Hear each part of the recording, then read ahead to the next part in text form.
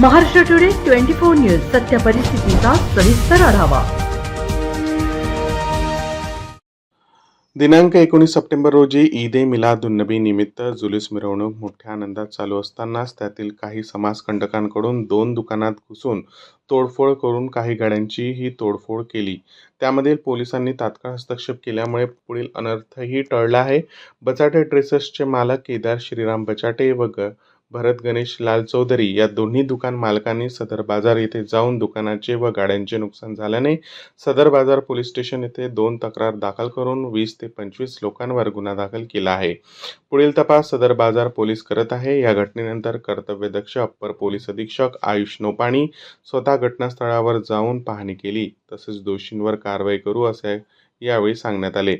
अनंत कुलकर्णी उपविभागीय पोलीस अधिकारी, संदीप भारती पोलीस निरीक्षक सदर बाजार पोलीस स्टेशन तसेच पोलीस निरीक्षक सुरेश उनवणे तालुका पोलीस स्टेशनचे घटनास्थळी तात्काळ दाखल होऊन शहरांमध्ये ठिकठिकाणी मोठा पोलीस बंदोबस्त तैनात करण्यात आला आहे।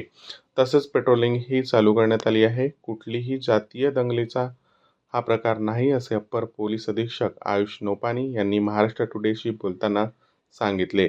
तसेच ज्या दुकानाची तोडफोड झाली त्यांचे मालक केदार श्रीराम बचाटे व भरत गणेशलाल चौधरी तसेच व्यापारी महासंघाचे जिल्हाध्यक्ष सतीश पंच यांनी देखील आपली प्रतिक्रिया महाराष्ट्र टुडे मराठीच्या प्रतिनिधीशी बोलताना दिली आहे। आज ईद ए मिलादची मिरवणूक होती, ते शांतता पार पडली शहरामध्ये। फक्त 2 ठिकाणी थोडी किरकोळ घटना झालेली आहे। ते रॅलीमध्ये सहभाग होते, काही उपद्रवी मुळे होते आणि त्यांच्या आणि ते दुकानामध्ये काम करणाऱ्या व्यक्तीचं असे दोघांचं थोडा किरकोळ भांडण झालं, वाचावाची झाली आणि त्यामुळे थोडा एक दुकानमध्ये थोडा घुसून तोडफोड आणि दुसरी दुकानवर थोडा दगडफेक करून त्यांनी नुकसान केलेलं आहे। हा घटना अनुषंगाने 2 FIR दाखल आहे ऑलरेडी आणि जे लोक इन्व्हॉल्व होते त्यांच्यावर आपण कायदेशीर कारवाई करणार।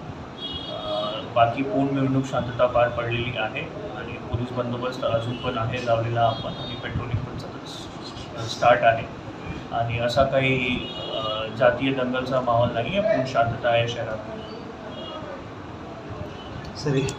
महाराष्ट्र टुडे मराठीसाठी ब्युरो रिपोर्ट विलास गायकवाड, जालना।